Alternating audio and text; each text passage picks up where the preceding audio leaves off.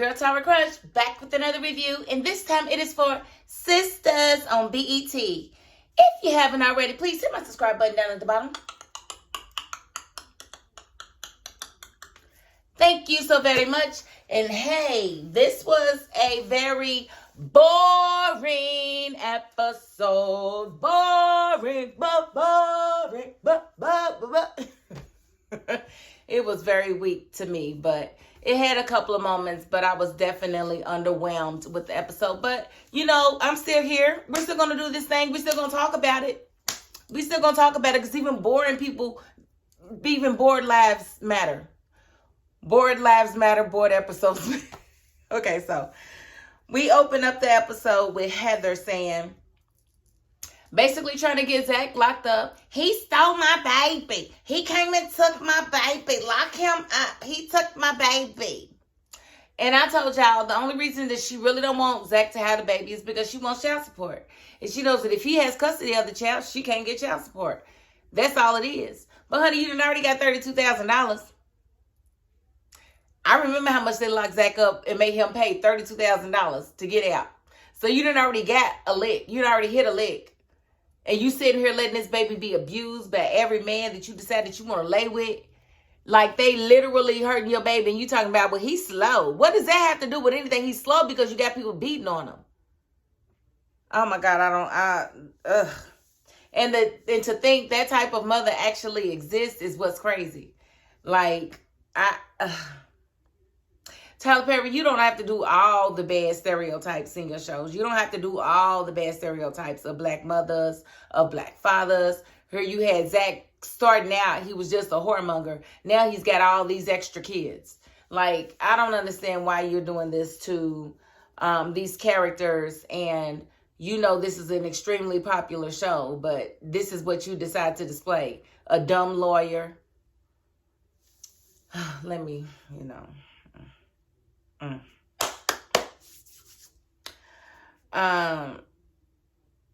And I just really didn't like the way Zach handled that whole situation because the police officer was like, I need to take it to family court.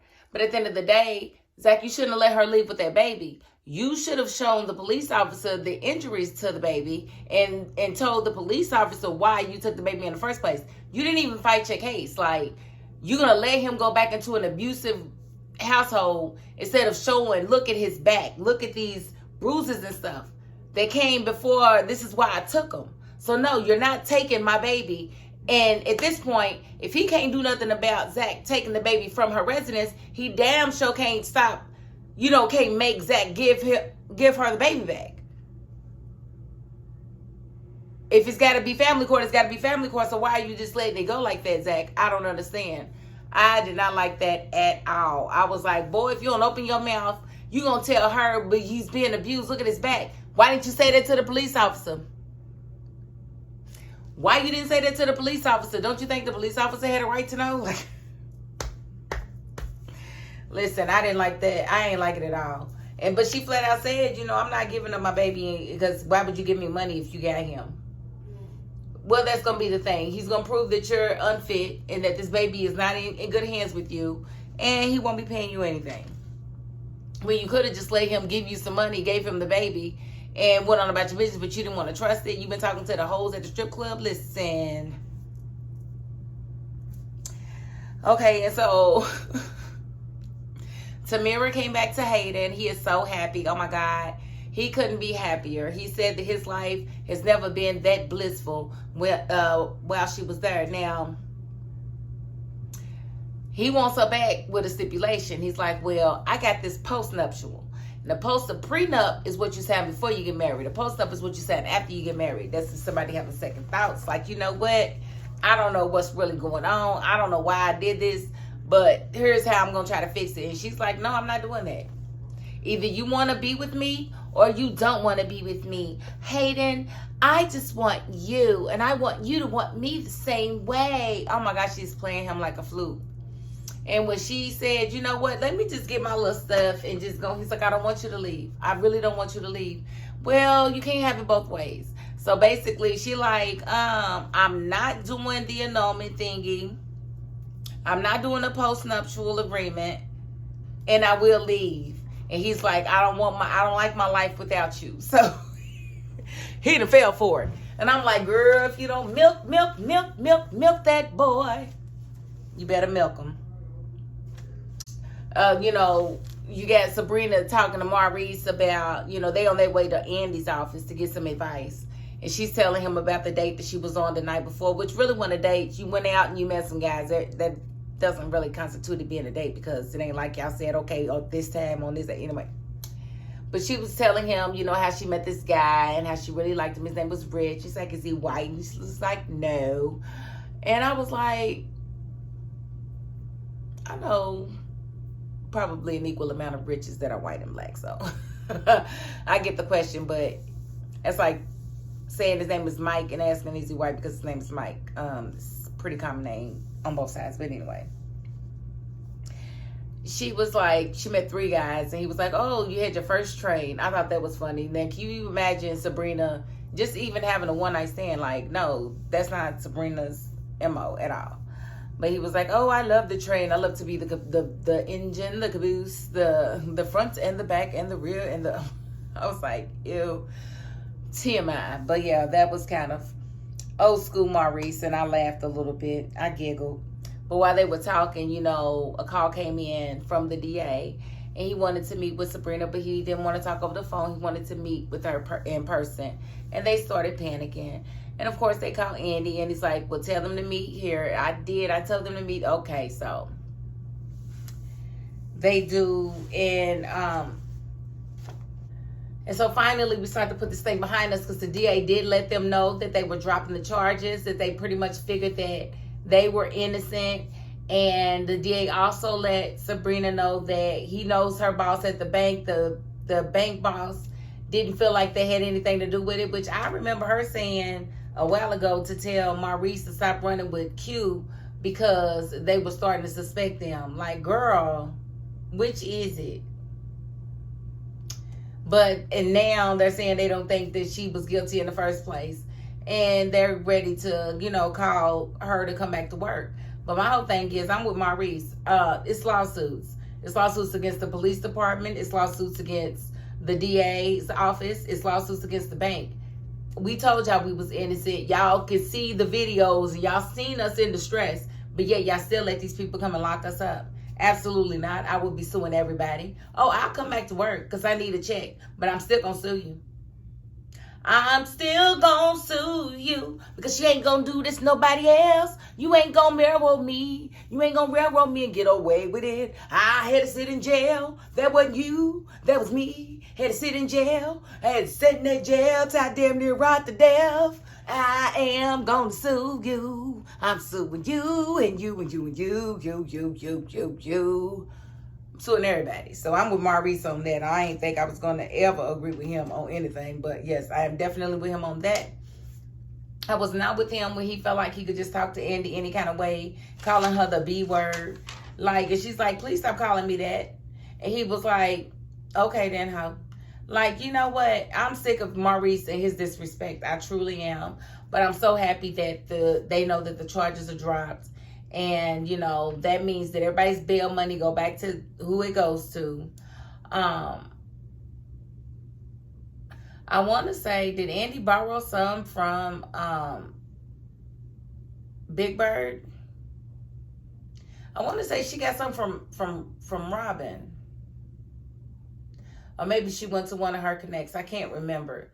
It seemed like she borrowed a little bit from Robin. I can't remember because he was needing money for the business. And where is he? I really need to see Robin before the season is out. Tyler, where is Robin? We need to see Robin. Okay, so Fatima and Zach's conversation was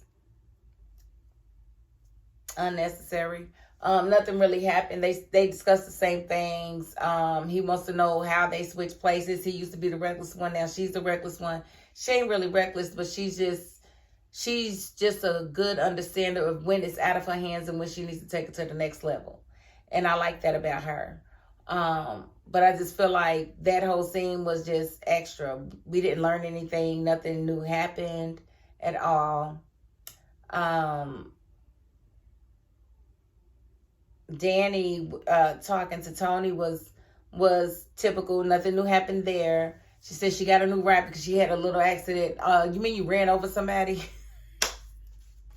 You mean you rammed your car into someone else's car in an effort to try to kill him? Yeah, that's what you meant. So I'm surprised, Tony didn't know about that situation.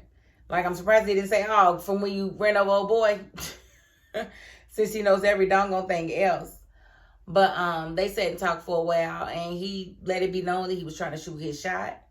And she let it be known that, she's with somebody or whatever.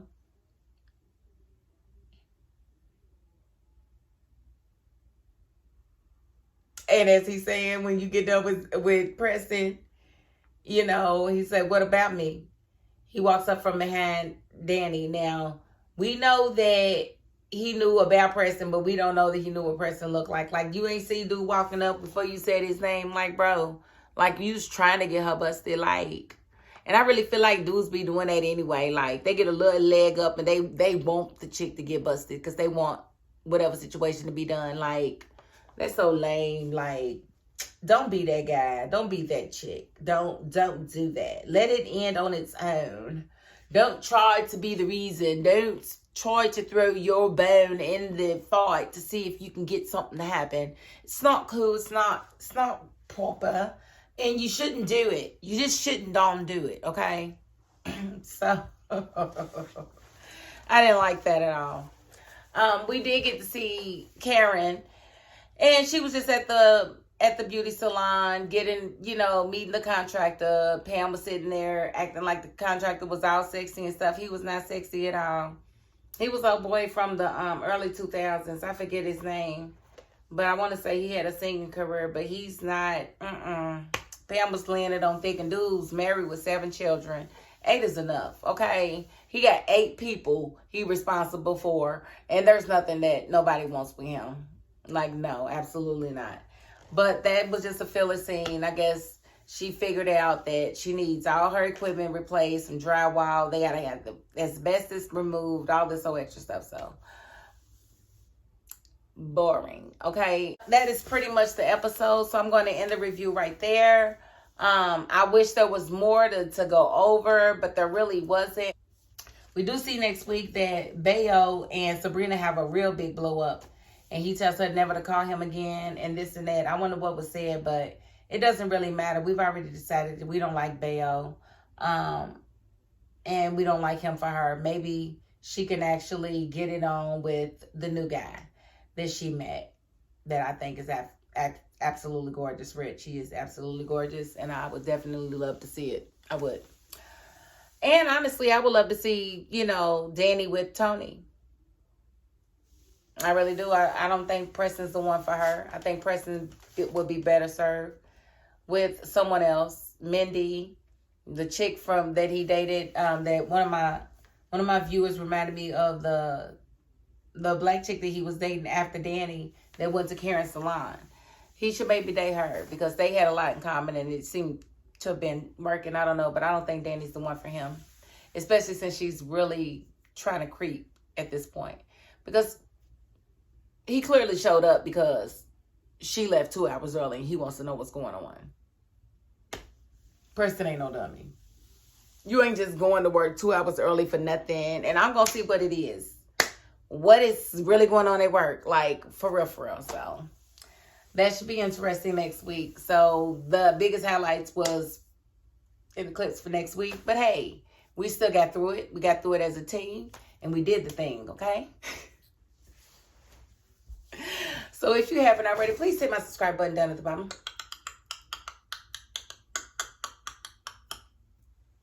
Thank you so very much. And if you ain't the subscribing type, you know what? You got to the end of this video. And that's more than I can ask of anybody. So thank you. And that is my $5.02. Peace.